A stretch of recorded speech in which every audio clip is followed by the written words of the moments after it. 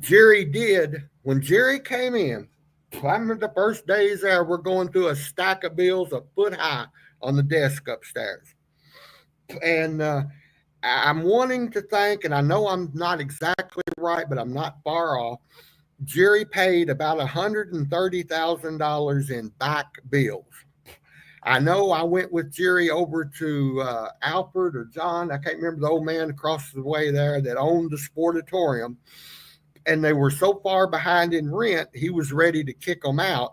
And he hadn't. I mean, months behind in rent.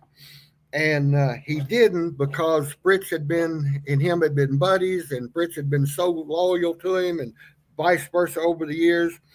And I told him, I think it was Alfred was his name. I said, Mr. Alfred, I said, how much do they owe?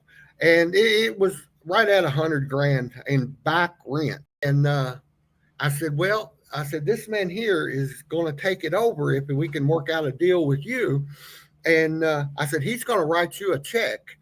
And I said, a good check and pay all that back rent. But we need to work out a deal on upcoming rent.